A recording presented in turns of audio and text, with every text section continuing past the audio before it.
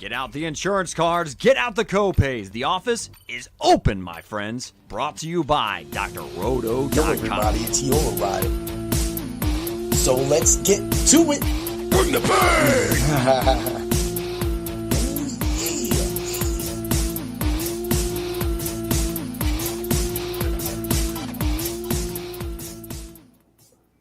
What's up, everybody? It's Heat Override, and I'm ready to bring the pain for you and Dr. Rhoda this week. The Fight Club of Pain is open. A little sad. Dan, what's up? How are you doing today? I'm not too bad, man. Not too bad. Terrible news, though. Terrible news. Terrible news, man. As we all know, dude, like, we lost a massive, massive wrestling icon, WWF, WWE superstar wrestler, WCW, Impact Wrestling. Impact Wrestling is on tonight. You know, the WWE is probably going to make sure that Impact has something for Hogan. He was part of TNA for a moment, so therefore that is huge, man. I mean, so today, everybody, this is going to be a normal Fight Club. We're going to do only 3 fights to save a little bit of time for stories of Hogan, talking about things growing up. Of course, the one fight we did remove, I will have all of those bets at the end of the podcast, along with our DFS lineups. Of course, you get free bets, free parlays. We're trying to slay the sport books, brother, man. But, dude, when you first saw that, you text me. I mean, my phone had like 9 texts when I finally checked it. What did you think, man? Man, my cousin texted me, and I didn't believe him. I had to Google it. I think a lot of people actually did that. I mean, but by the time I got the news, I knew that Hulk Hogan, aka Terry Bollea, had passed, and that it's for me, it's sad for you. It's sad for a lot of us. Yeah.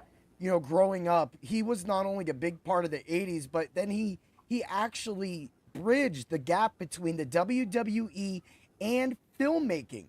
So, you know, No Holds Barred being one of going into the theaters and be wrestling. Did you ever see No Holds Barred in the theater? No, I didn't. I was a little bit too young when that came out, man. Oh, I guess. I mean, yeah. And, you know, my dad was huge into that. Of course, you know, he was into wrestling long before me. He's always watched it all of his life. He goes back to Chief J Strongbone. He loves Ivan Putski. He loves a lot of these dudes, you know, Morocco. Like, these guys were a huge influence to my dad growing up. And I'm not sure, like, my dad's normally a very quiet person, and he never really is outspoken. But back in the day, he would get crazy, kind of like the way I get crazy. Yeah. He would get crazy about wrestling. It was always about wrestling. And for me, that was a big part of my friends and growing up. Even my brother loved it too, man. And we would always call him like Yoko Tommy, and because my brother was big. Fun fact: when Yokozuna actually came to Erie, Pennsylvania, I actually got a chance to see Yokozuna standing next to Tommy. I'm pretty sure Tommy could have took Yokozuna, bro. Tommy was taller. Tommy had Yoko by 3 inches or something like that, bro. So but Tommy was only around 380, 400 pounds maybe at the most. I think Tommy might have tipped the scales at 425 at some point, but Tommy never really got a lot of extra weight like some people unfortunately do. You know, he had a lot of knee problems, everything. But that was a big part of it, was seeing that. And just, I wish I would have got that picture. If we would have had phones, I would have got that picture, because just seeing Tommy and Yoko standing, we were front row, and Tommy's just standing down at him. And Mr. Fuji's over there waving the flag. And I'm like, oh, yeah. You know, it's crazy, dude. And I loved what everything meant to us. I have said for a long time, I didn't go to concerts. So of course, Ozzy passed away. It's very sad. I want to give my condolences to his family as well, too. Yes. But growing up, I mean, I listened to Ozzy, never bought any of his CDs. But I never went to concerts. I went to wrestling events. Yep. I spent all of my money, all of my paperboy money, all of my McDonald's money, all of my cleaning, janitor, money when I was growing up, all from young teens to mid-teens, to watch wrestling, and I did that for years. How about you? You know me, man. I love wrestling. I've been a wrestling nerd since I can remember. Uh-huh. And Yeah. I mean, It's hell, we went to SummerSlam last year. Oh yeah. You know, That was such a great time too. And it was also one of those times where I got to meet, this guy Scott that Yeah. drove up from Indiana. First times first for everything. First time ever going to one of the major four events by the WWE, and also first time meeting him. Also first time going to a massive event like you. Other than Payback, we had been to Payback, yeah, but Payback was just, it's just one of the fillers. That's in your house back Yeah. in the day. But now you have all this going on. You have a huge show, coming up right now with SummerSlam again next weekend. Yep. So, I mean, it's big. I mean, it's fantasy football season. Football starts next week. And, we have the Expo the week after that, Dan. So much is going on. busy, What was busy. one of your earliest memories of Hulk Hogan? Just Oh man, anything. my favorite memory is that him and Ultimate Warrior battle at WrestleMania. Man, I loved it. Oh, dude. I me and loved my it. I was never a big Ultimate Warrior guy, so that's the one time I actually really rooted for Hogan. Oh, see, that's crazy. So you of course, I guess yeah, I'm 47. How old are you again? I'm 44. Oh, okay, okay. I thought you were 40. I thought there was a 3 year. So yeah, that would be like one of the first times because of course my first time my dad ordered the first WrestleMania ever. And so everybody pulling in, we will talk UFC. I Yeah, swear. We have the bets. We got it all right there. It's all gonna happen. But there's no way we can't talk about Hulk Hogan, yeah, especially when my persona, Heat Override, is known for doing Macho Man impressions, Hogan impressions. I mean, let me talk to you. Yeah. I mean, this is what I do. This is who I am. This is what I honestly believe I got the 60 seconds, bring the pain for 60 seconds on Sirius XM Fantasy with Doc and Tommy back in the day because I was that wild wrestling fan that would call in, do wrestling shoots, and talk crap on NFL players that did poor. So, of course, that's how it all worked out. But that's who we are. That's what we're going to do. And we're going to make sure that you get all that. Of course, the Parlay of Pain is going to be back. Soup cans are back. We're going to be clanging them together for Hogan. But, you know, so that was my first memory of Hogan was, of course, WrestleMania 1. My dad ordering it, making it the first time that he decided to just have a party. And we got wings, pizza. I mean, nice. 50 wings back then was $8. Did you Yeah, guys ever do anything like that growing up? yeah. We used to get WrestleMania every year. My dad would cave and buy it Mm-hmm. for us kids, but yeah, we used to get it every year, and people would come over and watch it. That's back when there were only 4 pay-per-views a year. Yeah. You know, there was only the Yep. big four, so it was like every 3 months they had the 3 month build up to this big thing, Yeah. and Mm-hmm. it was great, man. It was great. That's and then eventually the in your houses are what practically started filling in the little halfway points. That's when the WWE or F at the time, trying to make a little extra money and do it. But I loved it. I loved the extra ones. The extra ones, like in your house, the first one was like I think 10 or 15. It was no more than 20. I think WrestleMania was 29. And I Yeah, remember being at my grandma's one time in Survivor Series. I don't want to say it was the first one, but it was Survivor Series and my dad goes, "Hey, I'm going to order this on your cable." So what was a Thanksgiving dinner of football, once football was done, he ordered Wrestle or the Survivor SummerSlam Series, or the Survivor Survivor Series, Series. Yeah, and then that was it. I messed up a little bit there, but it was crazy. It was like I remember that was the only time I really watched any event at my grandma's house, Mhm. and unfortunately that's the pizza boop boop house as well too. For people who don't know what happened in Erie, PA, about something to do with a pizza, my family has a little bit of history about that going on. none of my family had anything to do with what happened during that bank robbery, but we had a lot to say afterwards, and there was a lot of key players, especially this. That's a podcast that's behind my paywall on Spreaker. So if you want to hear that podcast, if you want to do that, you have to pay the piper. You have to pay for it, because I'm not just gonna I'm not gonna give you crucial evidence. I'm not gonna let you know that there was a round table discussion before the actual robbery was paid off. I bet everybody right now is like, what is that man talking about? Bro, just go look it up. That's all I gotta say. It's on Netflix, man. Look it up on Netflix. Evil Genius. There you go. And Netflix should be paying us props. Campbell's Soup, where are you? Soup Can of the Week. Yeah. If you don't jump in, Lipton or Cup of noodles. Oh boy, they're gonna step in, man. They're gonna step in. So we'll throw in some Hulk memories throughout the show. Let's get to it. Let's get ready to bring the pain for another UFC Fight Night. Whittaker versus the Riddler. I just want to say the Riddler too. Oh yeah, he needs to dress up as the Riddler. He could be Riddler the Riddler. Riddler the Riddler. That's a tongue twister, man. You say it real fast and like. Anyway, all right. Let's hit the first fight. We're gonna talk about Peter Yan. Sorry, I had to get that in there. Versus Marcus McGee. Dan, talk about it. All right, I'll start with Marcus McGee. He's a high-volume technical striker that has power in both his hands. He's just as good at defense as Yan, but he has some of the best takedown defense in this division. He wants to avoid the clinch because he tends to gas late in fights, but I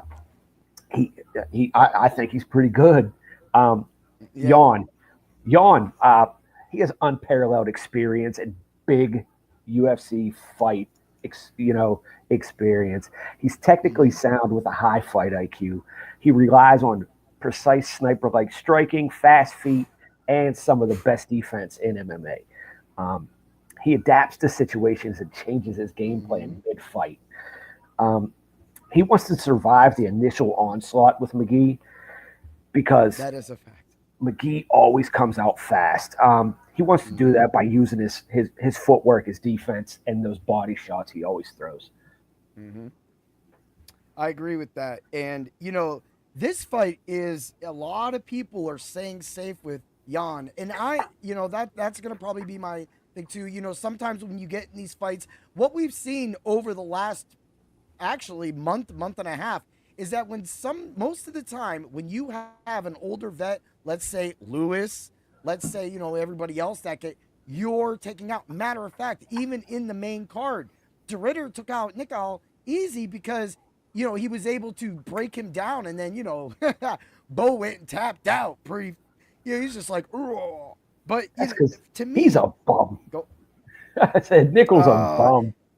I gave in too much to his hype, I guess, at that point. But that's who I am. I mean, of course, when I look at the striking defense, 58% on the Yan side, 64%. You have them practically putting out about the same punch, the significant strikes per round. So, when I was looking at a lot of this, the distance, yes, is a negative 270. So they don't think either one of these guys can really finish each other. And then I was like, you know what? That still gives us some chances to really play with some stuff. And for me, when I was looking at the fights with that, of course, I love the way that McGee also just stands up. Like, he doesn't let you keep him down for a long time. And that's really big. Like some fighters, like Kevin Holland, sometimes he'll actually let you stay down, but he doesn't shoot either. And his takedown defense is 100. He's really just young, but I don't think he's had somebody as good as Yan come at him and be able to take him down. Because look, let's face it, people, this is one of his hardest challenges yet. This again is another superhero. Like when Van beat Royval, he knew he was going to get popped in the nose the whole time. Mm-hmm. So he had to make it look good for the judges. He had to make sure that he landed the power punches. And this one being in Abu Dhabi, you don't know what way the judges are going to lean. Yep. So you're going to have to literally, if it's a cage judge night, then you might have to do some cage work. But that's not going to happen between these two. I think it's going to be a boxing match. Do you agree with that? Yeah, but I think Jan's going to use his clinch work too, man. That man loves to clinch. He loves to dirty box. Yeah. He loves to throw those elbows and knees. So I think he's going to do some cage work. Yeah, I agree with you on that too, and that's why I think that, that might be the difference in this. Will McGee be able to stop that onslaught? Now, of course, you just said Jan has to make it out of the first round, because then after that, Jan's cardio, everything starts clicking for him. Yep. And for me, when I look at the McGee side again, we're gonna need him. Well, this is really it. So for me, I'm not gonna be picking McGee. I'm gonna be picking Jan. Who are you picking?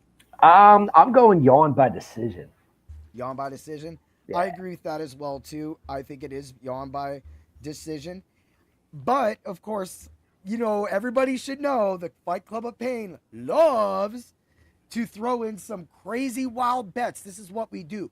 So because of these combos, because of the dirty boxing, and because constantly Dan talks about people being taken into deep water that they've never been taken to, if Jan can push him up against the cage, get the dirty boxing down, get him down, and make McGee and his corner change their strategy, he may be able to win this fight easily inside the distance. So let's hit it. Of course, distance, yes, is a negative 270. Over 2.5 rounds is a negative 330. We don't need to play with that. Just save your money for the distance. Points is a negative 270. So you could go distance, you could go points. Points, either one of them win either for the other fighter. For me, what I like about Marcus McGee is his knockout and points bet. It's plus 320. That's amazing odds. Literally throw a unit down on that. So even if it goes the distance, you still have a chance with McGee. And if it doesn't, which I don't think it is, so let's get over to Jan's side. Jan's money line parlayed with distance is a negative 160. So right there, you can take that. You can make it a little better by giving the action on the Jan side on that. I also like his knockout and points, but his knockout and points is a negative 280. So if you've seen the theme of what's going on here, you're looking at almost just 300, around the 300. That's all the money you're going to make. So that's why you might go, maybe Jan gets a ground and pound late. Second and third round knockout is a plus 1,000. I like that odds. Of course, I'm going to put 1 unit on the McGee side. I am putting 2 units on money line and distance for Jan, and I am putting 1 unit on distance as well too. Yes, so that we have it covered. And then, of course, if you're getting a little scared, go ahead and put the half unit on the second and third round knockout, plus 1,000. You'll be able to return all your money that you need. But both ways, you got this. Of course, as you can see, we're leaning the Jan side. You'll have to make it to Dr. Roto. Use code word Doc. Get into the subs only Discord if you want more bets on the McGee side. Because believe me, I got them. So, speaking of which, do you remember when Hogan first became part of the NWO? Hollywood, yeah, I remember that. What was that? Bash at the Beach? Yeah. Bash at the Beach, right? When he was the third man for the Outsiders. Well, yeah, he was the third man, but everybody thought, like me and my friends, we had an illegal cable box back then. I'm not scared to say it now. What are you going to do? Come get me? Everybody had them. 12 years old. Yeah. He literally, at that time I probably wasn't, but I had it back then. So like we're sitting there watching and I'm like, yeah, man, Hogan's coming to the ring. He's going to get it. Right. But Flair was there, Macho, they were all getting beat down. And then all of a sudden, and it couldn't have been a worse. I mean, Macho taking the leg drop, that's the way it had to be. But when he comes out and he drops that, the whole world stops. Yeah. They're just like, whoa, what just happened? Hogan was done with it. It was pretty much what Cena's doing right now. It's the same concept in a way. It was so much better than Cena's turn, though. Like this was the ultimate. That was the ultimate turn in wrestling. Yeah, yeah. Honestly, that really is that right there. And then of course the double turn between Brett and Austin. You know, that was it. But it wasn't a turn. It wasn't a turn. It was just the crowd chose who the fan favorite was at that point. Yeah. So that's not really it. This was huge. And, you know, going back to what you said about the Warrior, I remember it was like a lot of my friends were loving the Ultimate Warrior. And then when they got to the point where they were like, okay, you know, like everybody was done with Hogan. My Dave, he literally goes, look, dude, Hogan's done. He's always been about that with Cena. He doesn't like Roman Reigns. He didn't like Bret Hart. He hates Bret Hart. He always hated Bret Hart. So the fact is that when you see that going down and you're just like, oh boy, my friends are against me. And I'm like, Hogan. And then Hogan spazzes. He starts getting up and then the Warrior just meets it. You got that crazy.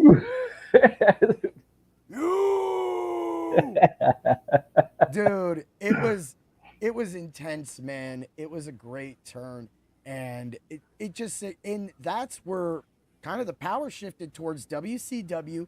They had found, they had stolen, had paid for one of the greatest things that they have ever done in their life. Ted Turner, you know, Eric Bischoff putting this together, doing his thing. You know, that was huge back then. So for me, that's what wrestling is. And I know that a lot of people might be turned off with that. And I know that a lot of people do have feelings about Hulk Hogan. And that's fine. Everybody can have their feelings. But I always feel that when someone passes away, sometimes you have to put that stuff on rest. Kind of like with Pete Rose. Now he's eligible to enter the Hall of Fame. Unfortunately, he's not going to see that, but his family will. His family will be able to see that and finally embrace that. And that's what happens sometimes in sports. And that's what this is. You have to sometimes look past what has happened and look at what they did and look at what they meant to so many people, how he inspired people, train, say your prayers, take your vitamins, you know, going every place. And then, of course, leading into the movies opening up. We'll talk about the movies in a little bit. Man, it's just so great. So let's move to the next fight that we're going to cover. We got Shara Magomedov versus Marc-Andre Barriot. Dan, talk about it. Oh man, Bullet Magomedov. He's coming off that bad. It was a half decent loss to Michael Venom Page. Man, he's coming off that loss. Yeah, MVP's good. He has that point fighting karate style, and he relies on speed and range.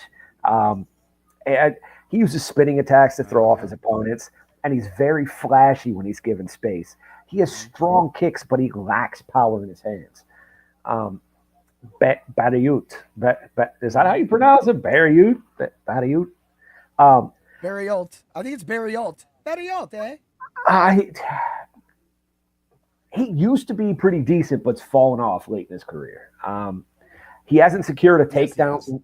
He hasn't secured a takedown since 2020, even though he tries. He needs to close. He needs to close the distance and fight at boxing range in this. If he keeps it at kicking distance, he's going to get killed. But that's not a. This is a very uneven fight. It is. I mean, there is a pathway for Marc-Andre. Oh, we're just going to call you Mr. Barriot. Sounds like a teacher name. I don't know.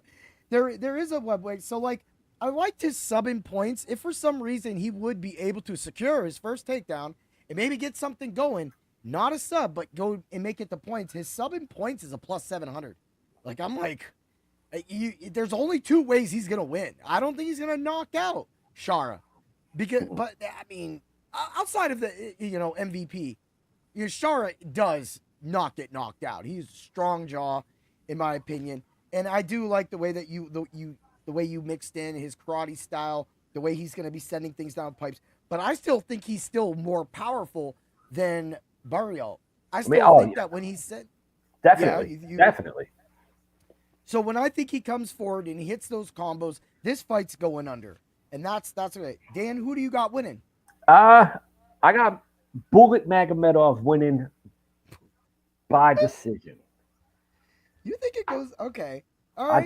I think it goes to decision. Hey, I'm not gonna say anything after your Michael Johnson call last week. I ain't even saying shit, right? Like I'm just sitting here, like, bro. And the fact is that's Zellhuber's fault, man. He was not active. He couldn't solve it, and he did not stop throwing stupid head kicks that continuously got blocked. Yeah, Like, right. That's it. That's all he had to do. That's all he had to do was send it down the pipe. And Michael Johnson got that win, but that call was truly amazing. So I am going to say, great job, Dan. That was truly one of the greatest calls I've seen in like all time. It's up there, top 10 of DFS calls, betting calls. No one gave that man a shot. There wasn't a reason why. Zellhuber's supposed to be the new shiny toy that we're all supposed to like. And then some dude just shows up and shows him out. So with an ancient boxing style, right? Because now, I mean, the Philly Shell is a great boxing style, but at the same time, he should have knew that.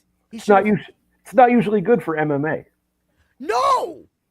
Every other time this year somebody boxes the Philly Shell, we have gotten a knockout on that. And this was the first time. What's that? They end up like King Green, just laid on their back. Hey, your boy. I knew you was happy when you saw King Green's fighting soon. Oh boy. Hey, they kicked him off the roster just to be like, bro, we just got to bring Green back. We need some entertainment. Yeah. You know, it just, to me, that's just wild. So you got Shara. I got Shara. Let's run through the numbers. Second and third round submission for Burial is a plus 3,200 when I made that bet. Yeah, I made that bet. Why wouldn't I? It's a plus 3,200. That can just win the whole day. So why not put a little money on it? Yeah. Right? So they put this at under 1.5. 2.5 round fight. So when it's under 1.5, that's kind of chetchy. But they put a plus 126 with that. We have knockout for both fighters at a negative 175, which I do like. And then distance no is a negative 235. Of course, when you do the under 2.5, because if you find it with or the distance, do distance, money line, put Shara at a plus 141. So you are able to actually make a little money from this fight. And if you do that, I mean, you're covered all the ways. You got the Shara side. You have, if some freaky stuff happens, so throw the half unit on the 2-3 sub for Burial. Throw the half unit on 7 points for Burial. Bam. Then go ahead and throw the 2 units on distance and money line for Shara. And then, of course, like always, let's get that Shara knockout. I can't believe I didn't have that written down already. Oh, there it is. I got it. No, I don't.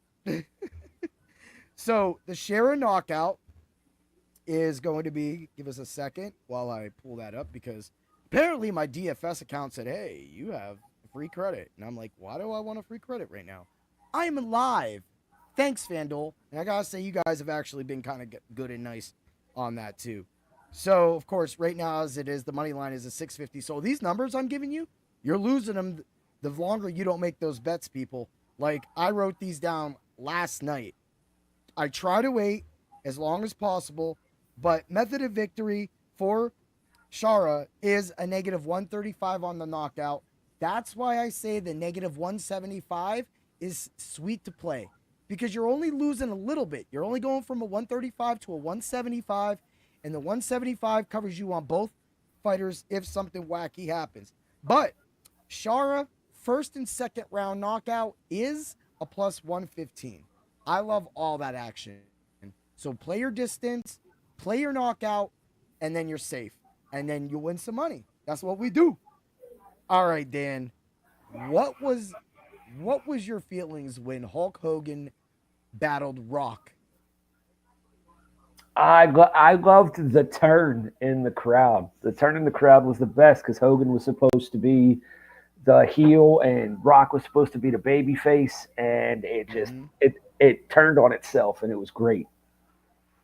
It was that moment in life when people actually started thinking, "Hey, Hulk is kind of cool here." Like it was a big moment. I saw one of the wrestlers left that as one of their favorite moments, and it said that this will be the all-time greatest WrestleMania match of all time because of what you just said. And I think that was Bully Ray. I think Bully Ray said that. And Possibly, for me, that's I'll say possibly. I don't think it's the best ever because I think Taker Michaels might have something to say about that. There's a few other matches we could all talk about. We could all dispute. That's another podcast. We could have a round table about that. But for me, when you see all that action and you see what's going on, it's nostalgia. And nobody thought that it would happen. Nobody, except of course the WWE, because they're the ones that planned it. But you don't see this sort of stuff like what's going on with John Cena right now and Cody. But Cody's been around. This was like this is practically that right now. Do you agree? You think that's what they're going for with this? Possibly, but I don't know if there's going to be a heel turn in the Cody and John Cena. I think John Cena does turn babyface and finish career, but I agree with that. I don't think Cody's turning heel anytime soon. No, you don't think he's doing it right now?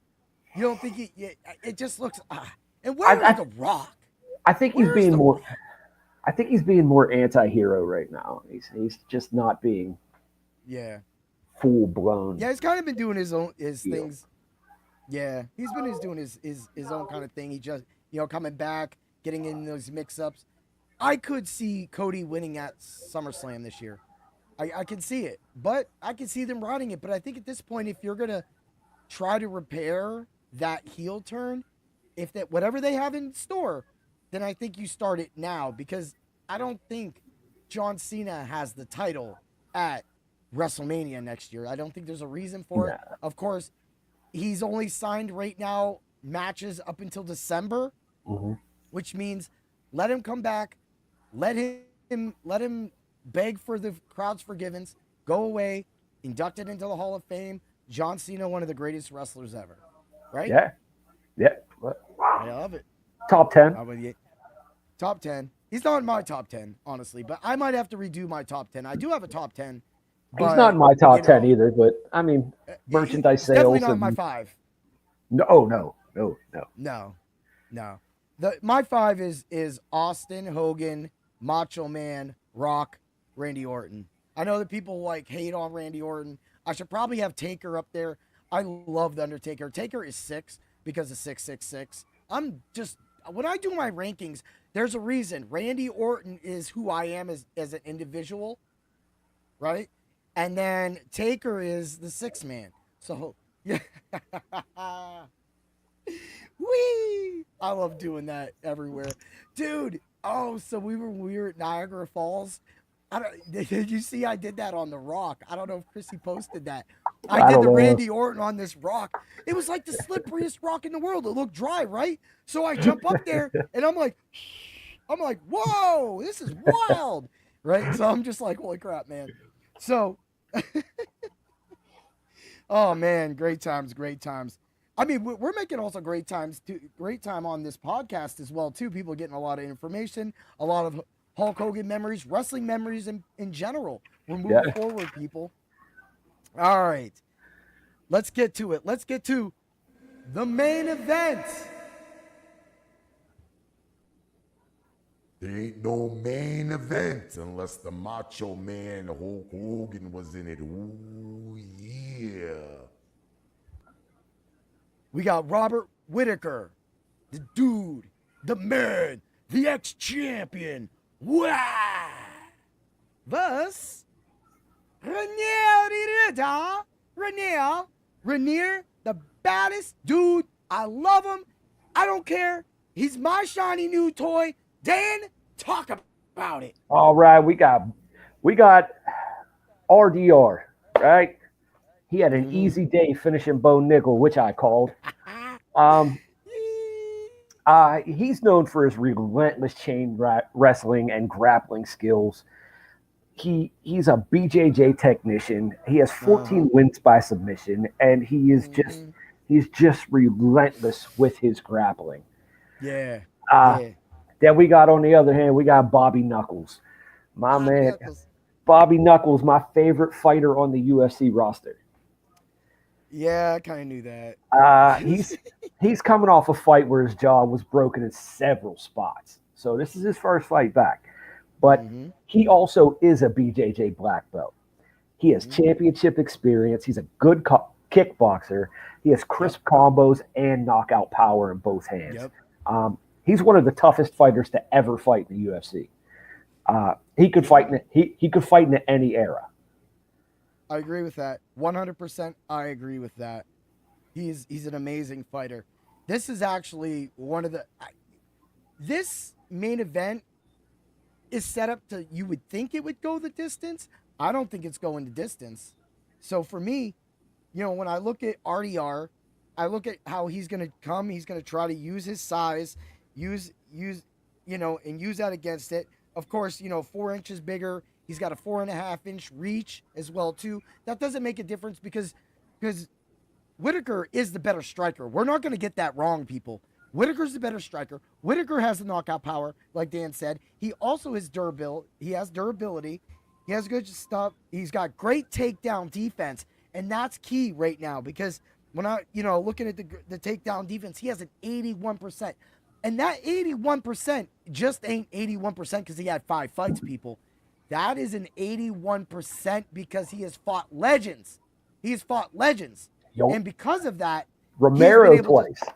Fight Romero twice. Yes. And that right there tells you. But what's crazy about DeRitter is that his takedown accuracy is kind of crappy with 38%.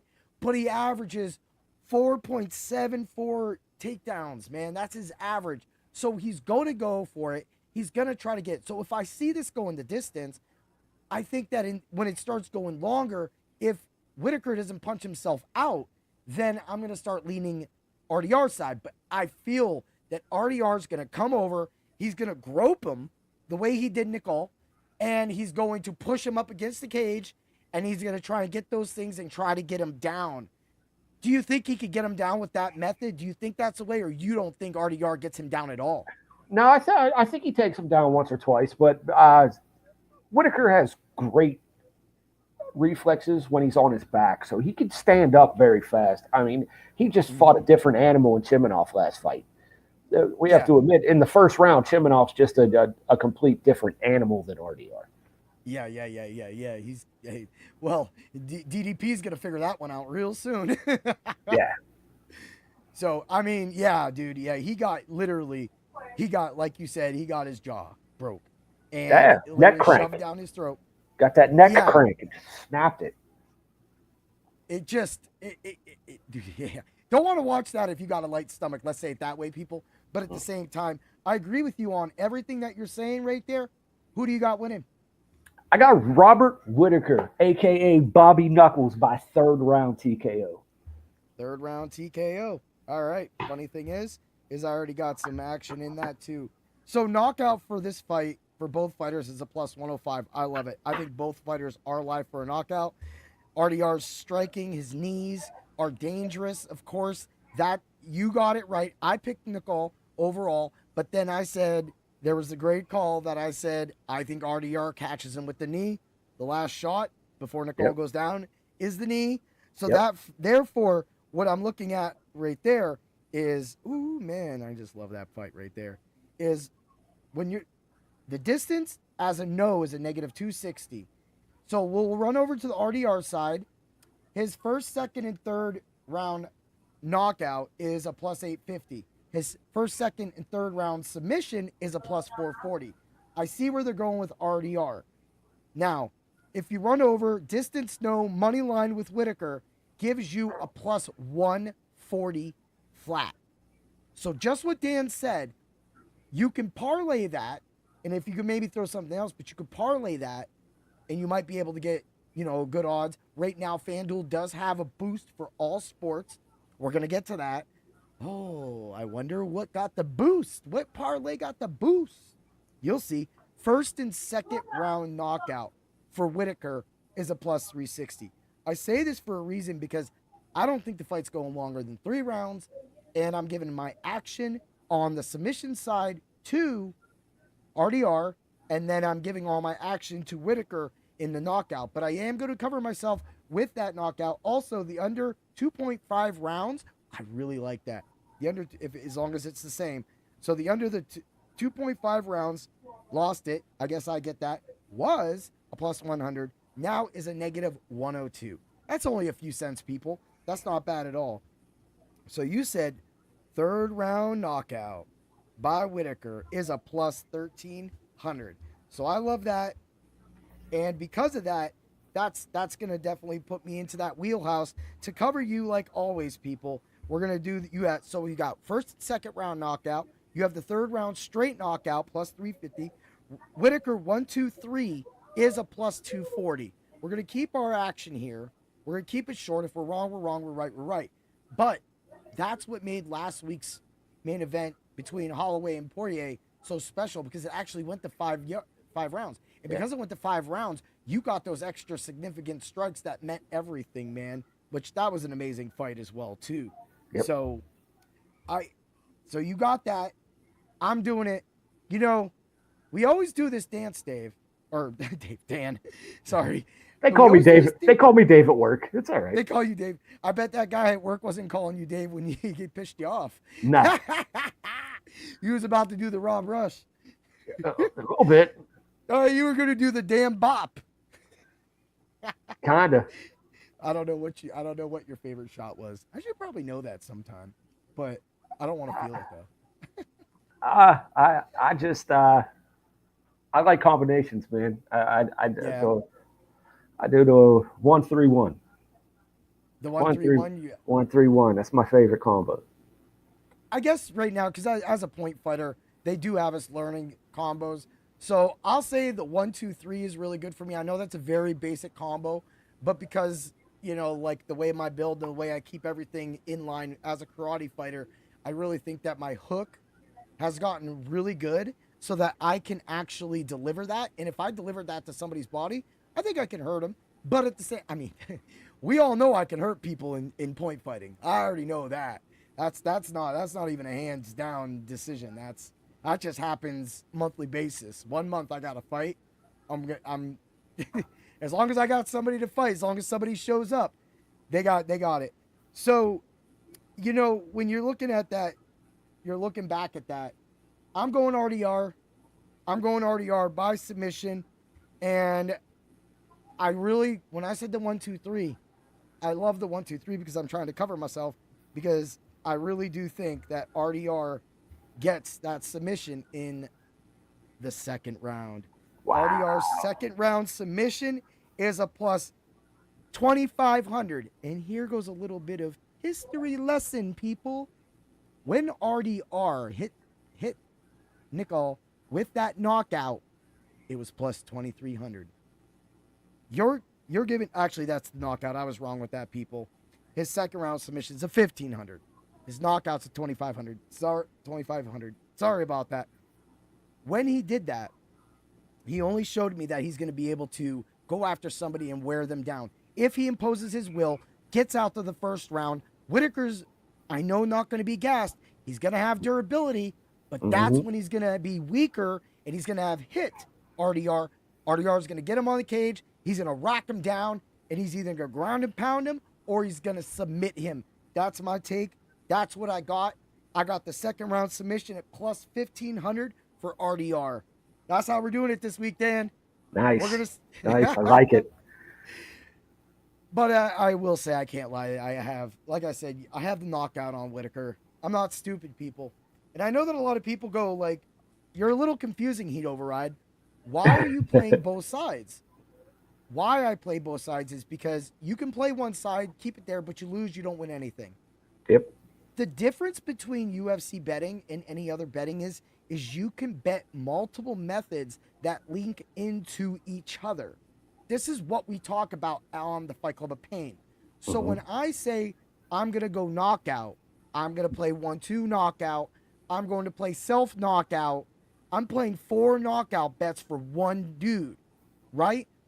All those together are going to combine more than the little bit of money I'm going to put on maybe the underdog. So this goes back to, so let's throw up an easy fight that actually will explain this to all of you people.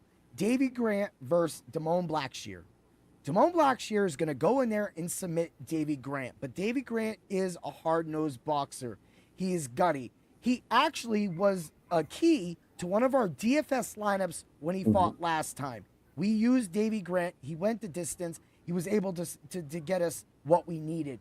But Blackshear has not only been up on my 5-tastic picks, he has also made the 5-tastic picks. So here's a little preview to the 5-tastic picks. Damone Blackshear is going to sub Davy Grant.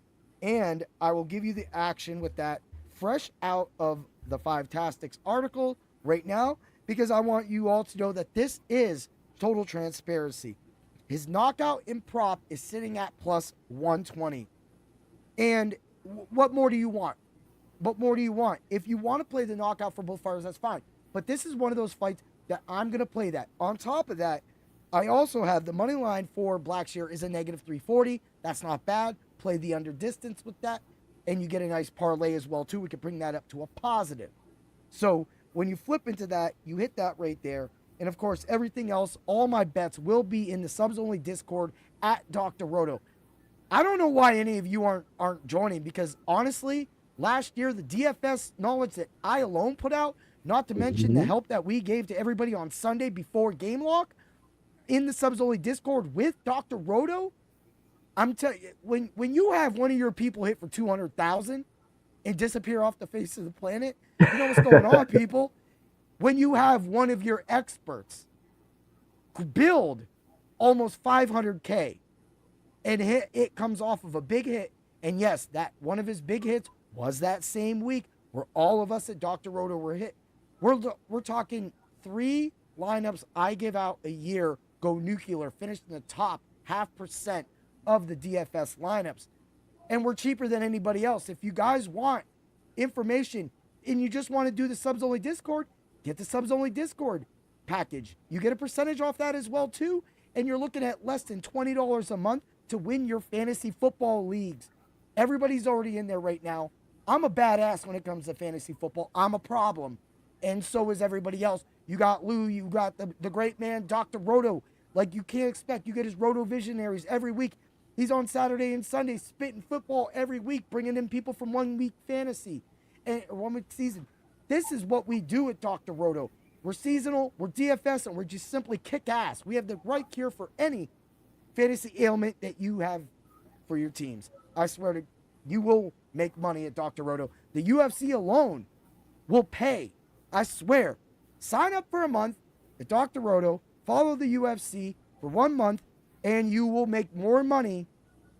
And then you take that money and you go ahead, you put it into fantasy football leagues. We'll win you those league championships. We'll help you slay the slates on both FanDuel and DraftKings, and you could be our rich friend. I'm putting that in there, and I will talk shit because we have talked shit. Dan called a play last week that was phenomenal. DFS lineups was huge. Not only did we have Michael Johnson mentioned as a DFS, the soup can of the week, we also had Patricio Pitbull. We had Marvin Vittori. Those guys were in 100% of my lineups. That was on Dr. Roto's Discord. I'm giving you the lineup. You just got to go play it, people. You just got to go play it. When we almost won 5 digits 2 weeks ago, was we playing then? And we only been doing this for 6 months? What happens when I'm doing this with Dan for 5 years? We're going to be retired in 5 years, people. Then you're going to have a problem because then you're going to have to, but there's a lot of good information out there, a lot of great sites. I'm planning an interview with one of them as well, too. So we want picks. I love all of them. Jacob is probably as crazy as my ass is. Like, he's just a loud ass wild man. But then Angelo he's over there too. Those guys together are just hilarious. I mean, we can't get enough of that. So if you don't follow them too. You can't get enough. When it comes to fighting, you just got 2 views right here, right? Sometimes you might need a third view if you thought that. But usually me and Dan cover everything. Like I said on my podcast that released earlier today on Dr. Roto, you have the passive guy, you have the crazy wild guy, and that's what you get every week with the Fight Club of Pain. We try to do the most for all of you in that amount of time. In the time that we have, we are working people, and we thank all of you for being here. And now I think it's time to get to the Parlay of Pain. Well, you know something, Dan? I see all the little Hulkamaniacs looking back at all the times that we had the great times together. Yeah, and we're sitting there and just looking to the skies, and we're seeing all the rays come down upon us. This week, we're going to hit it, brother. We're going to go to the top, brother. We're going to win the championship this week, brother. Ooh, yeah. There's so much going on. I'm trying not to hold it back right now. That was probably a really bad. That was a bad Hogan one. I guess the heat got to me on that one. That's all right. No pun. I was just doing it. Just get it up there. Parlay of Pain time. We're going Steven Wynn. Knockout. -110. You're going to go Aslan. That's Ibo Aslan. And this is, of course, the Ibo Aslan. And, oh, that dude's name is crazy. And Billy Elikana. The knockout for both players, or both fighters, is -230. Together, parlayed is a +173. Play that. Play all these as singles as well, too, people. This is why we teach you. Leo, both. Actually, the best way is to get the both knockout for the Liao fight, because Liao's going to knock dude out. I'm just telling you right now, go ahead and play it. You just want to, you think I'm lying? Muslim Salikov is going down. He might be a first-round knockout. Carlos Liao's going to knock him out. He's already just won his money. He's already got the knockout for us. I'm telling you that right there. Boom. -185 brings the parlay up to +321.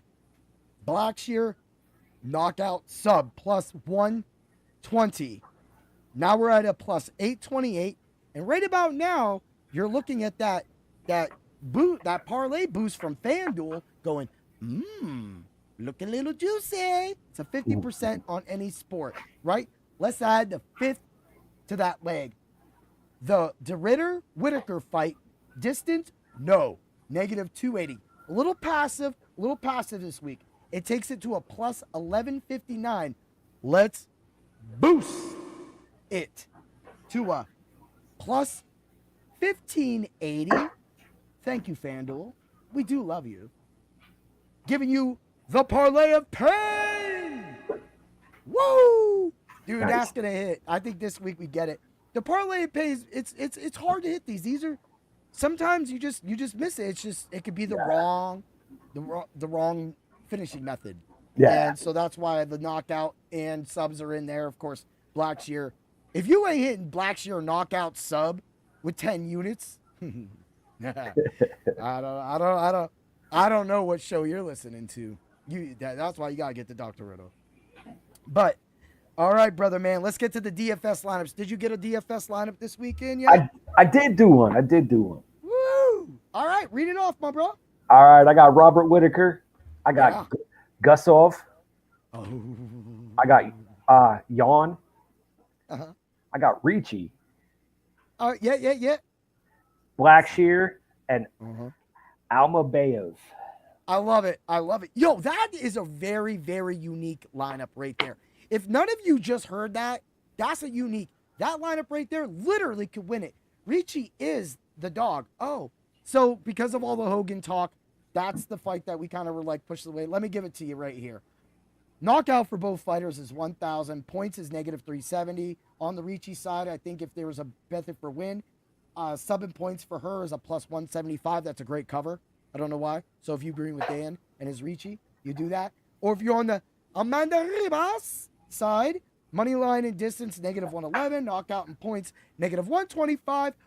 Ooh, if you want to get crazy, knockout with Ribas is a +1,800. First and second round knockout with Ribas is a +165. You think she's gonna knock him out? Ribas is the better boxer. Ricci, tries to box and isn't a boxer and needs to shoot. And if she doesn't shoot, she gonna get knocked out. And you heard it here on the Fight Club of Pain. Yeah. Woo! All right. Here goes my DFS lineup. DeRitter. Win. I know it isn't spelled win. It's Nguyen for people that don't know. Because I know there's some people that probably are watching this that don't know. Guskov. Boudet. Blackshear. Liao. We're fucking cashing this week. I said freaking. And that's how it rolls. That's how it rolls. Now, I know y'all want another free lineup. So let's see what they're offering. They're not offering the showdown slate. So if you want to sway off of that and you want the Shara side, because Shara is the top price person, you're definitely going to have, why I like Boudet is Boudet does have a pathway to victory. However, Boudet also, if his fight with Buchecha or Bichaya, whatever you want to say it, that I think it's Buchecha. I could be wrong with that. Don't hold me to it. It goes the distance, you're going to get the points, kind of like what we did with Vettori last week. We didn't need Vettori to win. We just needed him to go the distance. He went the distance with a broken nose. All right? That's tough. That's what people do. So we're going to go him. And another one, a lot of people too are on the Elikana side, and he's priced really low. But I like the Gustav right there. I also like said Nurmagomedov. All right, well, I'll try to say that name when I give you the lineup, right? So right there, I got two people left. I'm at 89,500 right there. So I'm going to go down to my boy because I don't really like anybody down in this little area right here. So for me, I'm going to go Blackshear, but that puts me at 89. It leaves me to Oslin. So, and I do like Oslin. Oslin's already won us money. He's got the knockout power. I've already looked over this fight a lot. I have not made my pick on that fight, but I mean, he's just the size of him. It's a second, third round knockout for Ibo, and that's what I'm going to be playing. Right there, you got Shara, Boudet, Guskov, I'm going to say it, Nurmagomedov. Nurmagomedov. You. Just like Khabib. Nurmagomedov. Okay. I know. Blackshear and Azlan. That gives you another lineup that you can actually play with too. And for me, I'll be a little. I'll do it right here to end the show before we maybe go out a little bit on it. I'll give you one FanDuel lineup. We're gonna hit it right here. Boink. We'll get into it, and so that way we're sending you off with everything you need, and then you go to Dr. Roto. I know you like the free content, but I can tell you, you want more than that. So, of course, on FanDuel, they do the captain spot.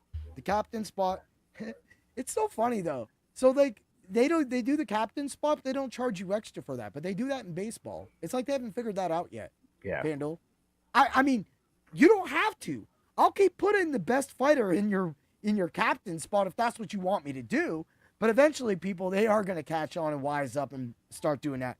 But right now, it's, for me, the for sure knockouts of the fight.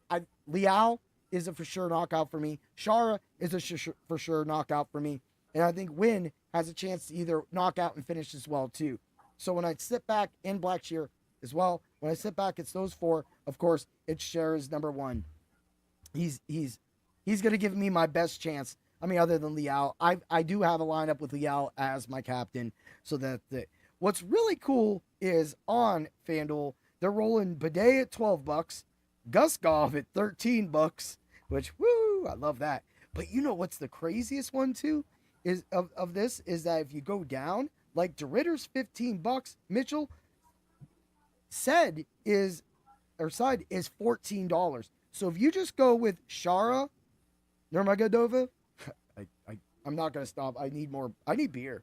Gustav, Boudet, I got $19 for two fighters, which means I can go Blackshear, and then from there, I have $21 for Liao.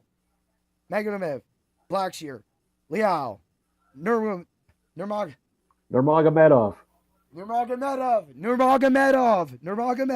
Gustav, and Boudet. You got your lineups. You got your money. Like, follow, share the Fight Club of Pain and Bring the Pain and Dr. Roto. Share all the stuff out, people. Get the numbers. Let your friends know that we are here doing the best for you. We want you to win. I don't want to win $1 million. I want you to win $1 million. And then if you could throw me at least 10,000 off of that, that'd be cool. But you don't have to. We'll take it. Yeah, we'll take it. We'll split it 5K each. That's what we do. That's what the Fight Club of Pain is.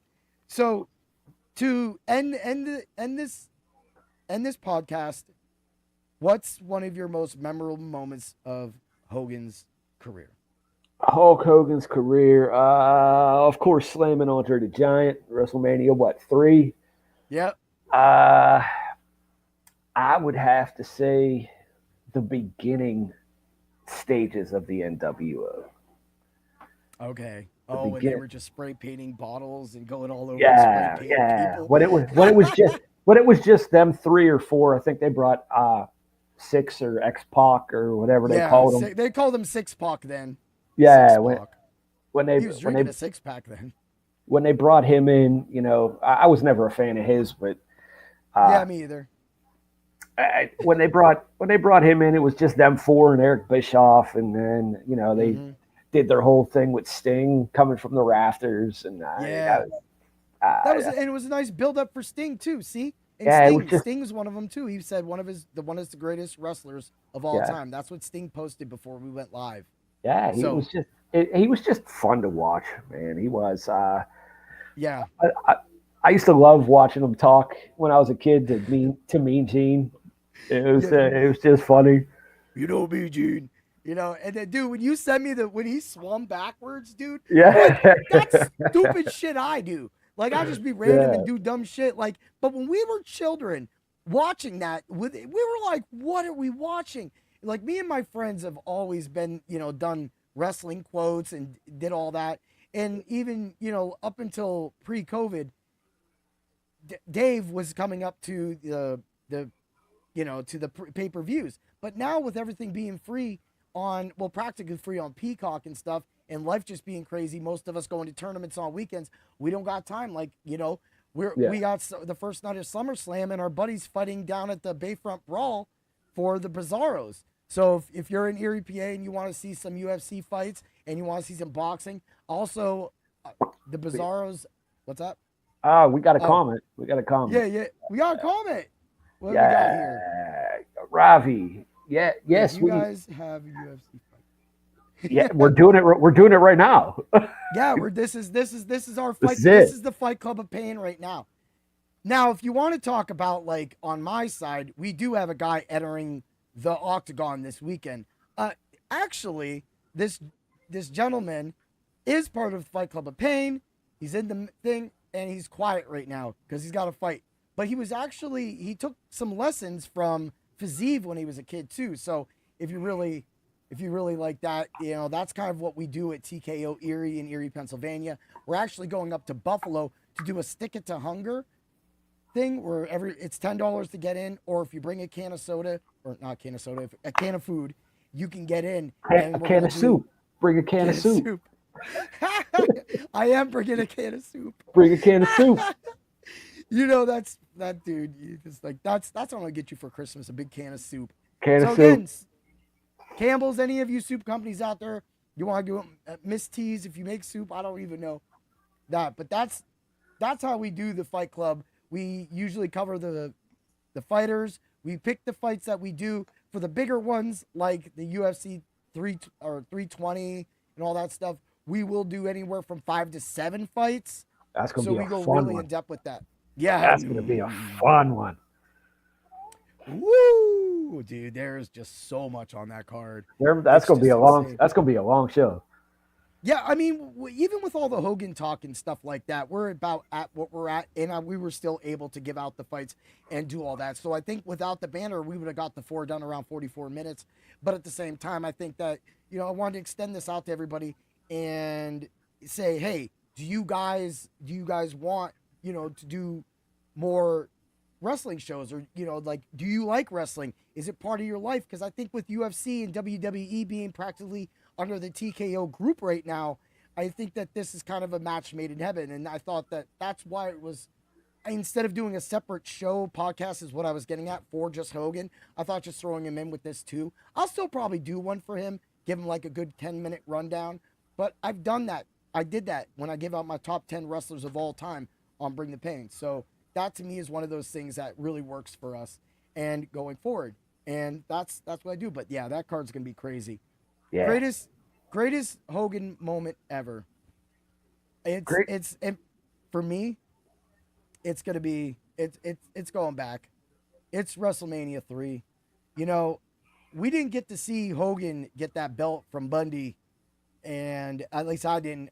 Me and my dad heard about it the next day in the newspaper. So that's how we got that.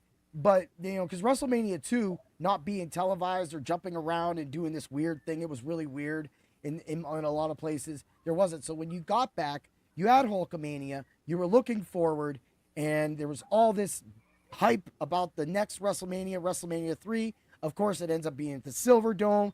It was dethroned as the biggest WrestleMania ever, of course. But yep. I think it was, I had that in my article that I did. But it still is number 2.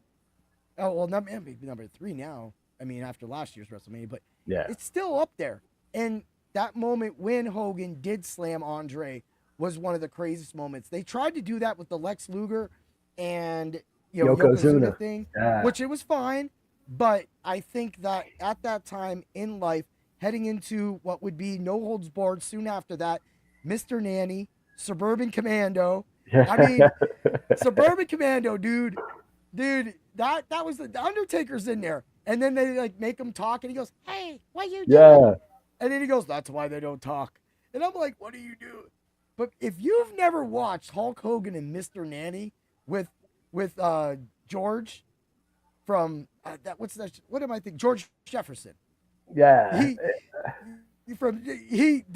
He sets that whole thing off. Did you ever see The Nanny? Yeah, it was so bad it was funny, man. I liked it. It was so bad that I liked it. Dude, so there's that point where the taxi driver brings him up and he goes, "Hey, what about the tip?" And he goes, "Here's a quarter." And he goes, "A quarter?" And George Jefferson runs over and he grabs a quarter. And he goes, "This ain't Christmas?" I was like, "What?" Dude, that was crazy. He had Thunder in Paradise. That's something that Riff Track should do. Riff Track should do Thunder in Paradise. Dude, they gave him hair the whole time. They gave him hair. It was like, whoa. It was just one of those things that you just never thought you would see at that stage, especially like, I didn't see that when I was a kid. Now, Hogan had a whole head of hair. Yeah, he was always bald. He was always bald. Yeah, so when they gave him those extensions in that movie, and I was like, what are they doing? Like, this is just a whole... But if you want a movie, The Ultimate Weapon, Hulk Hogan, his name of his character is Ben Cutter. Ben Cutter. Which, if you ever play a soccer game, take it from me, go make your soccer player's name Sven Cutter. Best soccer name ever. Don't tell me everybody worldwide. Sven Cutter is the best soccer name that has never existed and should. So all the people that are named Cutter out there, one of y'all name your son or daughter Sven. I get you, whatever. Just make it Svenna. Svenna Cutter. And get him into soccer and make this a reality for me. Make this a reality for me. But the whole beginning of the movie, he doesn't talk. He like literally rarely talks. And if he does, it's like a one line. So what we're watching this movie. There's a point where he's just looking dumb like this, right? Love you, Hogan, but that's what you're doing. And so me and my friends were just Mystery Science Theater 3000 riff tracking it. And we're like, "I'm Ben Cutter." And then like it would come back and I'd be like, "I'm Ben Cutter." And it just went on for like 2 minutes. And my friends and me, we just did it. So I guess if there was a lot of Hogan memories, there you are. There's a lot of my Hogan memories. Of course, the NWO coming back, all of this stuff. Hex, I watched the show. I watched the show with Hogan and, Zek's wife, the kids. I mean, dang, man. That was a wild show, man. His son's always getting wrecks with cars. I was like, whoa. And it was funny, man. But good times, good places. You know, I want to say, you know, thanks to the memories that you gave us, Hulk. I know I speak for a lot of wrestling fans saying that you changed my childhood. You made a huge connection between my dad, me, and my friends. You allowed us to do a lot of things. You allowed me to carry a tradition that started at WrestleMania 1 until the Corona Mania. That many years of doing multiple events every year with your friends, including we this one time I named all of the foods different wrestling moves, and it was just crazy what we did. Just fun times. Dude, we got the wrestling plates, we got the wrestling backgrounds, went to Party City. We had so much fun doing just to watch wrestling. And again, that was started by my dad. That was started by the influence of Hulk Hogan. I had to call him up today and tell him, because Hulk was always one of his favorite wrestlers. And I know that people go, oh, he couldn't wrestle. No, it ain't about that. It's about what he did for a lot of us. It's about that whole Hogan vibe, the feeling then. You can't deny it. And if you don't know it, you were just too young, you didn't know. And there's no way that we're not going to rag you for not knowing what it felt like to be a kid in the 80s with Hulk Hogan running rampant, the Macho Man running rampant, the Ultimate Warrior running rampant. There were so many egos in the WWF/E at that time. It just great. set up my life. Yeah, and even his feud with Ted DiBiase, man, was great. Yeah, I mean, Big Boss Man, and Yeah. you know, and he did what was it, Nikolai Volkov. He had a huge fight with him. I mean, back to USA versus Russia, stuff like that. It's just always, wrestling has always marred what the world kind of is going through at times as well too. Yeah. So like to see that, but to see the everything coming together now, and to see the WWE going overseas and changing barriers like what they did over in Saudi and things like that, allowing the women to be dressed less, or to make the moves, and to make like Evolution just recently. That was an amazing event. So that's what the WWE does. It changes people's lives. It gives you that. And I don't know why people forget about that. I feel that if my brother would have kept himself with video games and kept himself with wrestlings, he could probably be alive today. I know that physically his body was failing him. You can't say that could change it. But I think sometimes when you take the laughter, the joy out of someone's life, and you put them in an everyday 9-to-5 truck driving job, or any job period, I think people go, they try to say that they're too grown up all the time, right? Yeah, I agree, man. I watching wrestling and watching UFC and doing this podcast, it's a release, man. It's a release. You forget about everyday life. Like when we went to SummerSlam, even we were 3 hours early. Yeah, and we stood outside for 3 hours, but it was a great time. Yeah, and I mean we got on camera and on that whatever that energy company was. Yeah, C4. Yeah, C4. We got on their webpage. You had me doing some kind of wild dance. It's actually I was moving it. Well, I can dance, people. Yeah, I was actually doing like a new age dance. I was proud of myself. And everybody was yelling "yeet" at me because I had my no yeet shirt on, and I'm arguing with kids that I don't even know. It was great. That was wild, because I wore this. I just was like, yeah.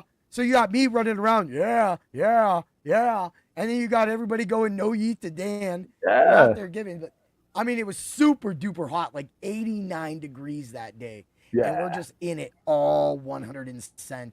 Man, for everybody that is joining now, because I see the numbers going up, the picks are earlier in the show. We're just finishing the show up, talking a little bit about Hogan memories and going on from there. A little longer than we normally go for this show, but like I said, we're kind of combining the whole thing. And thankful that all of you are watching this. Thankful that, what all of your views do for Dr. Roto, Bring the Pain, the Fight Club of Pain. Like Dan said, it is a release, and that's what it is. People say you got to grow up. That, oh, hey, Heat Override, you gotta leave all the sports and the football and the wrestling and the video games behind. And you know what? I look at these people every single day, and they're not happy. They're not happy. Yeah. When you look at me and Dan, we're freaking happy, dude. We like us at Waldemere just this past weekend, man. Running around like two little kids. We were literally like two little kids. Actually, our kids came and got us and slowed us down. And they were like, yeah, let's go Thunder River. You know, like. It was fun. That's what I was trying to say, like what happens. I think that the work life takes these people over. I think that everything kind of puts everybody down a certain hole, and they forget how great life was when they loved wrestling, when they loved playing video games, when they loved watching sports. Because I think that when you don't have a release in life, what do you have in life? Exactly. I love it, Dan. Exactly. And Thanks, don't. Dan.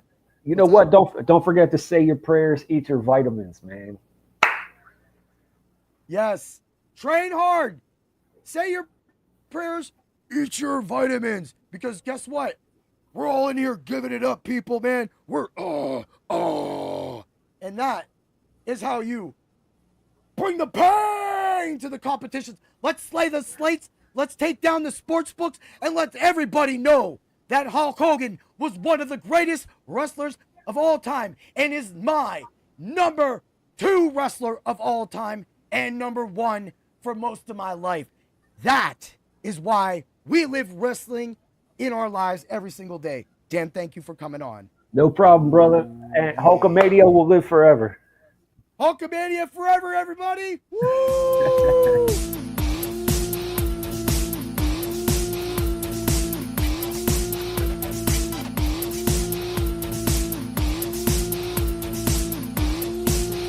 Thanks for stopping by the office. Get your fantasy prescription by subscribing to the channel and checking out drrodo.com. Until the next visit, be well and take care.